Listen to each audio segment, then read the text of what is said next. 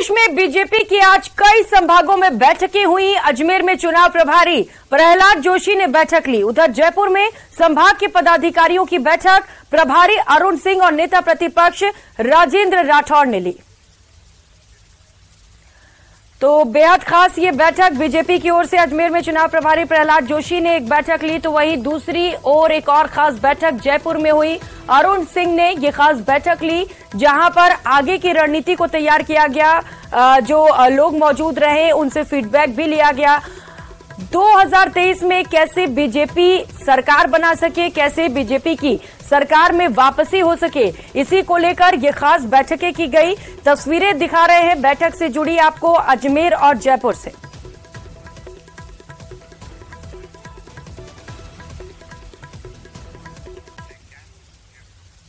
और झुंझुनू से बड़ी खबर सामने आ रही है। बर्खास्त मंत्री राजेंद्र गुढ़ा का बड़ा बयान सामने आया। कहा कि जनता जो कहती है वो कर लेता हूं।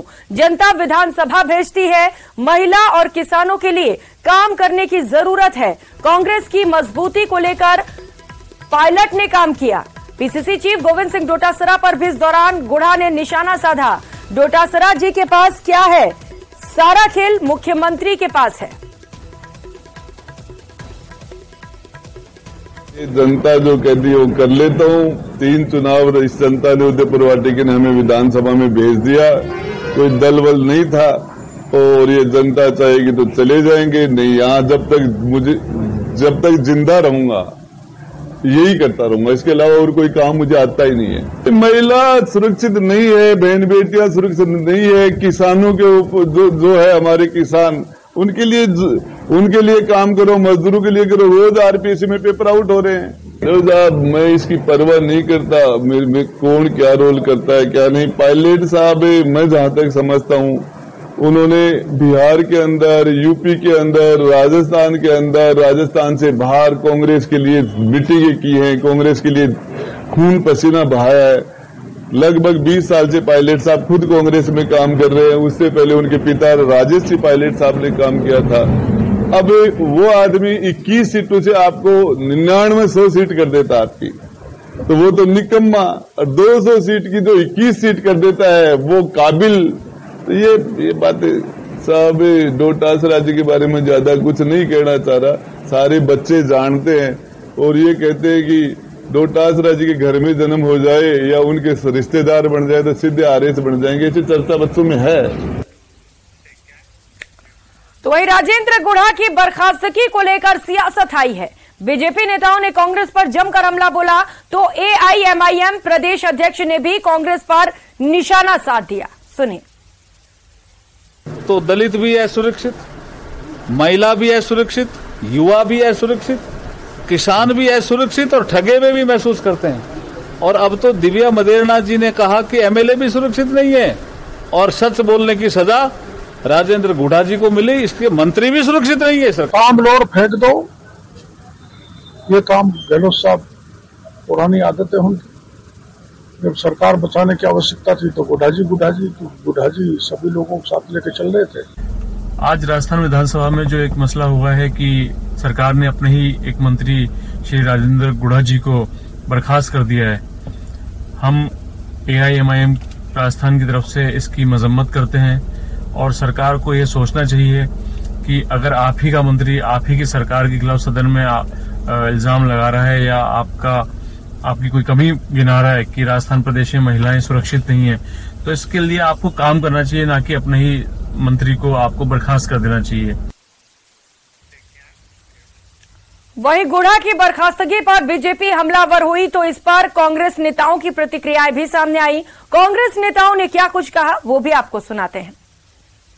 उन्हें बर्खास्त किया गया राजेंद्र गुढ़ा को, क्या कारण रहे? लगातार सरकार को घेरते आ रहे थे वो। एक सभा के अंदर उन्होंने यहां तक कह दिया कि सबसे भ्रष्ट सरकार जो है वो हमारी सरकार है, और कल उन्होंने विधानसभा के अंदर सरकार को बैकफुट पर ला दिया। ये हमारी पार्टी का अंदरूनी मामला है और इस पे हम लोग अपने हिसाब से चर्चा करते हैं। तो ये बातें तो वो जब उनके पास कोई मुद्दा ही नहीं है तो क्या करें, क्योंकि परेशान है इस बात के लिए कि जो योजना जो जिस तरीके की गारंटी प्रोग्राम चलाया है मुख्यमंत्री जी ने, जो गारंटी देना, 500 रुपये में सिलेंडर का देना, 100 यूनिट बिजली फ्री कर देना, पेंशन योजना बढ़ा करके उसको कम से कम 1000 रुपया कर देना। 1000 रुपये से हर पेंशनधारी को जो है 1000 रुपया तो कम से कम मिलेगा ही मिलेगा। ऐसी योजनाएं जो चलाई है, रोजगार योजना चलाई है, जो पूरे हिंदुस्तान में कहीं पर भी ऐसी योजनाएं जो नहीं चल रही, वो मुख्यमंत्री जी के द्वारा राजस्थान में चलाई गई है। कोई राज्य नहीं है।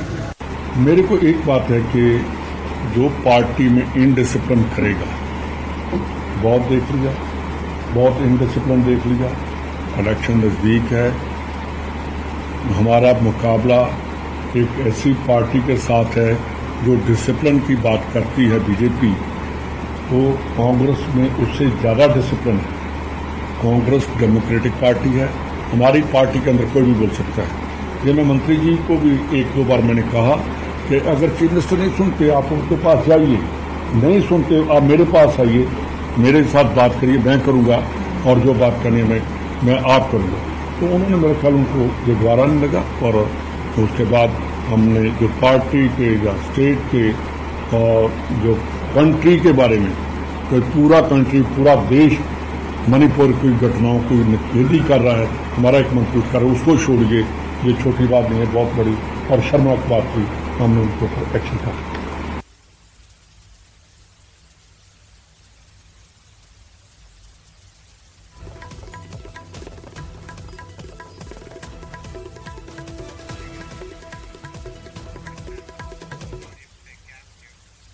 उधर राजेंद्र राठौड़ बीजेपी संगठन पर अतिक्रमण कर रहे हैं, ये बयान गोविंद सिंह डोटासरा की ओर से सामने आया। उन्होंने राजेंद्र राठौड़ पर यह गंभीर आरोप लगाया है, बीजेपी संगठन को हाईजैक कर लिया है राठौड़ ने। तो राजेंद्र गुढ़ा साजिश करने वाले नेता हैं। राठौड़ ने पीसी करते हुए तो सीपी जोशी चेहरा ताकते रहते हैं। राठौड़ ने हमारे नेता को फोन कर कहा था, आज हम विधानसभा में धमाका करेंगे। प्रभारी रंधावा जी को भी इनपुट मिला था। तो देश के सबसे बड़े मुद्दे को डाइवर्ट करने की साजिश की गई थी। ये तमाम आरोप लगाए गए हैं डोटासरा की ओर से। उन्होंने कहा है कि बीजेपी ने देश के सबसे बड़े मुद्दे यानी कि मणिपुर हिंसा को डाइवर्ट करने की साजिश की थी। उधर आरपीएससी को भंग करने की मांग का मामला लगातार तूल पकड़ता चला जा रहा है और इस मामले को लेकर सीएम अशोक गहलोत ने कहा कि विपक्ष की इस मांग से दुख होता है, संवैधानिक संस्थान है, कैसे भंग कर सकते हैं। बीजेपी अभ्यर्थियों को गुमराह करती है, पेपर लीक हुए तो हमने निरस्त किए। ये विचार तो कर रहे हैं, क्योंकि ये जो पूरे बात को कहते लगता है, दुख भी होता है कि कल विपक्ष के लोग बोले थे हाउस के अंदर इनको भंग कर दो। मुझे अफसोस होता है कि आप इतने राजनीति में मंत्री रहे हो या नहीं रहे हो, जो भी है, नेता लोग ऐसी बातें बोलते हैं, मुझे बहुत दुख होता है। ये तो इतनी नॉलेज होनी चाहिए आदमी को कि ये संविधान के अंतर्गत बॉडी बनी हुई है, कोई भंग कर नहीं सकता इसके अंदर। तो वही मुख्यमंत्री अशोक गहलोत पर बीजेपी ने इसके बाद पलटवार भी कर दिया। नेता प्रतिपक्ष राजेंद्र राठौड़ ने प्रेस कॉन्फ्रेंस कर कहा, गुढ़ा जी लाल डायरी की बात कर रहे हैं, विधानसभा में डायरी का रहस्य उजागर करने की मांग करेंगे। आरपीएससी के जरिए हुई भर्ती की जांच भी करवाए जाएंगे। 1 अगस्त को जयपुर में सरकार को घेरेंगे। ये तमाम बयान बीजेपी की ओर से। ने लाल डायरी की बात कही है, हमें विधानसभा में उनसे मांग करने वाले हैं कि लाल डायरी जो कह रहे हैं कि लाल डायरी मेरे पास है, जो मैंने ईडी का छापा जब पड़ा था वो लेके मेरे पास मैं आया, तो मैं चाहूंगा उनसे भी मांग करता हूं कि लाल डायरी का रहस्य खोले, लाल डायरी में क्या क्या कैद है वो जरूर राजस्थान के आवाम को बताए। और फिलहाल